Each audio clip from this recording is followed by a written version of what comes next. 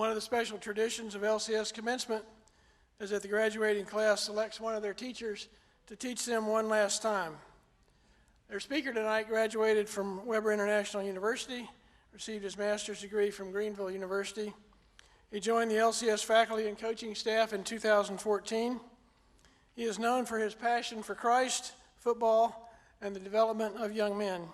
Presenting the charge to the class of 2021, Coach John O'Neal.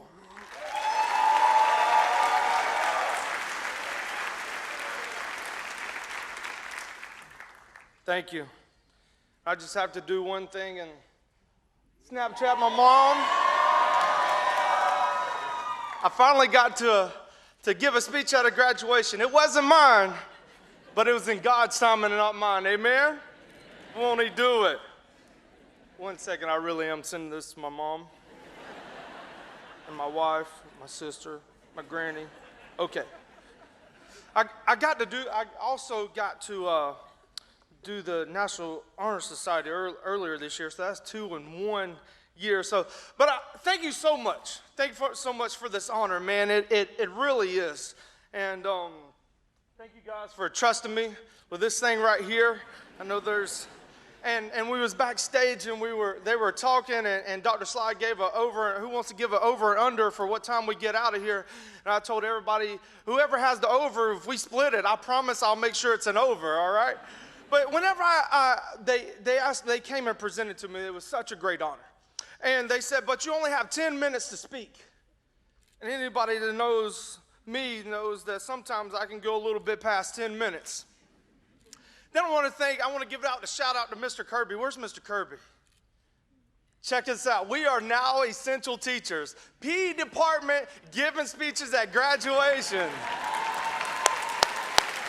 We are on the come up. With that, Mr. Kirby, I also realized that Miss Anku isn't here. And everybody always gives something about how old Miss Anku is, so you're on deck. And I also realized that you've been here longer than Miss Anku. You slipped through the cracks, but I got you. Again, if I had 10 minutes to, whenever they told me this, I asked Mr. Copeland, I said, so what does this mean? What I need to, he's like, so basically you have 10 minutes to share words of wisdom of life after high school and for the rest of their lives. So here it goes. If I had only 10 minutes, if I had 10 minutes to share with you, I would take 1 minute to thank you for this amazing opportunity that I've already done and remind you to be thankful for not only every day, but for every breath, because the truth of the reality is somebody didn't wake up this morning, but we did. I want to ask each and every one of you to take a deep breath. And for you rebellious ones that refuse to do that, you're taking one right now. And every time you take a breath, I want you to be reminded that if God has given you that breath, you still have a purpose in this life.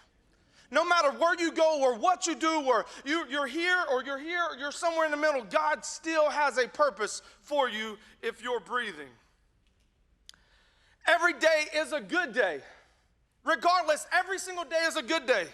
Some days are just better than others. For this is the day the Lord has made. I will rejoice and be glad in it. But that is a decision you have to choose, whether you will be glad. If I had just 9 minutes left to speak, I would take a minute and remind you that your 4 years of high school, your 4 years of athletic career, your 4 years of fine arts went through just like that, did it not? And the Bible talks about this in James, that your life is like a mist. It appears only for a little while and then it vanishes. It vanishes. So take the best of your mist. Jesus said, don't store up treasures here on earth, but store up treasures in heaven where moths and rust can't take over. And he also said this part right here, and this part is so true. Where your heart is, there your treasure is also. If I had just 8 minutes left, I'm going to do it. If I had just 8 minutes left to talk to you, I would take 2 of those minutes to tell you about a conversation I had with a friend. And this friend told me, he said, you know what, I don't want to have children. I don't want to have children because I don't want to raise them up in this world. Do you see this world that we're living in? Do you see? And I got to thinking, and then I was asked to do this, and I got to thinking, that statement is a disservice to you because you were created for such a time as this. Just as Esther was created for such a time as that. You were created for such a time as this. I went to the K4 graduation the other day. My little daughter is graduating and going on, and Miss Green was saying, you know what? I would love to be here when you graduate, but I'm probably not. So you know what that means? That means some of you are going to be teaching my kids. And I thought that was awesome because God has created you for such a time as this. Jesus said this right here. I refer a lot to that guy. I really do. So he said this. I got to find my spot again. There you go. That's why I don't use notes, because he said this. He said, in this world, you will have trouble. So it is definite that you're going to have troubles in this life. Go ahead and mark that word, because that's what Jesus said. But he said, but take heart, I've overcome this world. So whenever my friend was talking to me, I was thinking, you know what? I know these guys know who Jesus is, so I know these guys can take over this world. So whatever bad's in this world, I know these guys are prepared. If they get in the Word and they understand and if you get in the Word and the Word gets into you, nothing can hold you back. It goes just like a lot of people know the scripture that no weapon formed against you shall prosper. It doesn't mean that weapons aren't going to be formed against you. That's evident it is. Let's just know we have a greater weapon and be ready to fight. There's no situation in your life that in the Bible that you can't find that you can't turn to. If I had just 6 minutes left. If I had just 6 minutes left to talk to you, I would take 3 minutes to tell you guys this. I would tell you not to listen to what people say about you, but listen to who God's called you to be, because you are a child of the Most High King. I also want to share another scripture with you, a scripture that goes like this. So I don't do notes. I can't find my spot. I just leave that joker in here. That you are more than conquerors through Jesus Christ who loves us. So that doesn't mean that you're just a conqueror. You're not just a conqueror, you're more than a conqueror. You're greater than a conqueror. And I want to talk about a young man that's sitting amongst you right now. This scripture is designed to a T. This younger man is graduating tonight, and this young man, his name is Josh Plyler. I called his mom today, I called his dad, I'm trying to ask could I talk about him, and I said, hey, because Josh was diagnosed with Asperger's disease. Or whatever that, Asperger's, I don't like to say disease, I'm sorry. He was diagnosed with Asperger's, and I was asking his mom, I said, can I address him about this? She said, absolutely. I said, so do I go with, disability? Or she's like, no, because God created him like that. It's not a disability. Check. I said, yes, ma'am. She said, yeah, I've prayed over that boy, and I know that God's got something in store for him because it says it in his word. And if you don't know what Asperger's is characterized by the inability to interact socially or communicate well in repetitive patterns of behavior and interests. Well, see, the reason Josh has a part of my heart is 3 years ago, Josh joined the football team. And he defied everything that they said he was in that Asperger's of social disconnect. And he joined the football team, and I was like, man, this is pretty cool. And I watched Josh grow. And he didn't only join the football team. In one of the first games that he played in, coach put him in. And you could say it's by God's design, you could say whatever, but I know he did everything he was coached to do. There's a little point y'all can take. He was coached the exact thing. He knew that he needed to go this spot. And as soon as the ball was snapped, he had to go this spot. And as he snapped, the ball snapped, and he went to this spot. The quarterback threw the ball, and he was being rushed, and it went right to him. And Josh not only had the ball come to him, but Josh caught the ball. And Josh was more than an overcomer from just going on a football team and joining a football team. He contributed to the football team. You are more than a conqueror through Jesus Christ. And as he intercepted the ball and they tackled him, we got a 15-yard penalty, and the whole sidelines rushed out there and was on top of him. You can see, get with his mom about the video.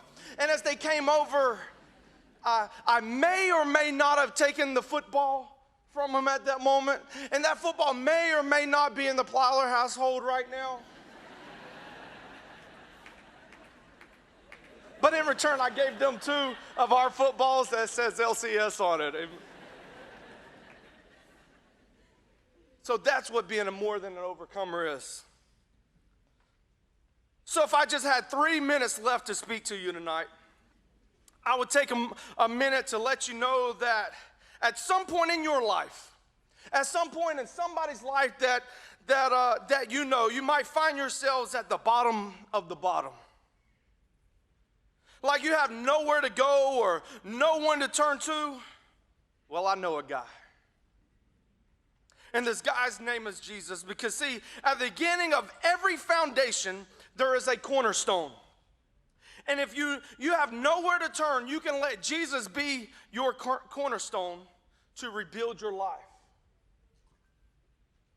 Peter said, was talking to some people one time, and he said, the cornerstone that you rejected is now my cornerstone. John 1:1 says what? In the beginning. I know y'all know it because I was in study hall, and whenever y'all had Bible quizzes, I seen you writing it on your arm, but I didn't tell because I was hoping that if you wrote it on your arm, that it would be written on your heart. So, okay, I got it, okay.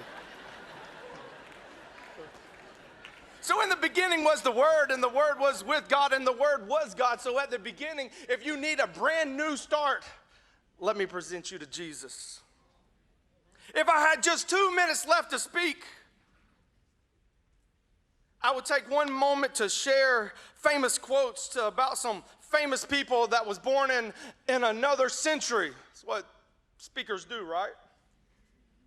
People like Aristotle or Aristotle or Plato or Gandhi or Mark Twain or Mark Kirby.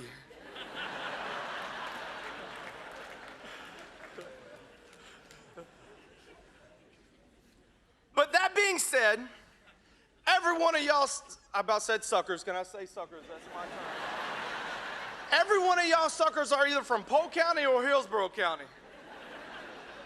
Am I right? And I want to share with you somebody every one of you probably know. It's the old possum, George Jones. It's only fitting. He had a song that said this: I have choices. Since the day I was born, there were voices that told me right from wrong. If I had listened, no, I wouldn't be here today, living and dying with the choices I made. There's another guy that I know that you guys know. And if you grew up in the 90s, you definitely know this person. And it don't matter if you lived in the country, in the suburbs, or wherever, you know this guy, and his name is Tupac Shakur. And it's famous for saying this quote, "Only God can judge me." And my question is, how will God judge us? When all these accolades and all these things go to rust and it don't even matter, and we're at the end of our road, the mist of our bottle is going all the way down, except for Mr. Kirby, because he finds a way to get all the way down. So when the last breath is taken, how will God judge us? If I had 1 minute left to speak, I would ask somebody to raise their hand, and would you give me just 2 minutes to speak? 2 more minutes. Can I see your hands? 2, 4, 6, 8, 10, 12, 14, 16, 20. I got 20 more minutes. The people have spoken.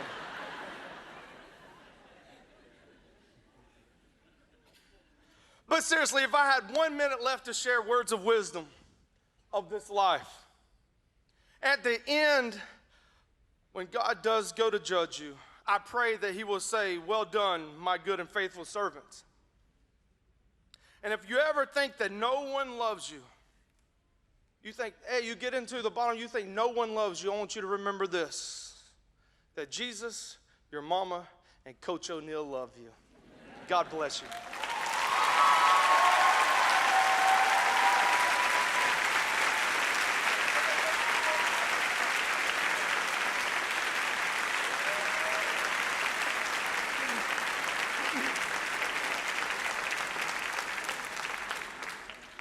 Now, if you want to bargain, hire him by the hour. And you'll get more than your money's worth.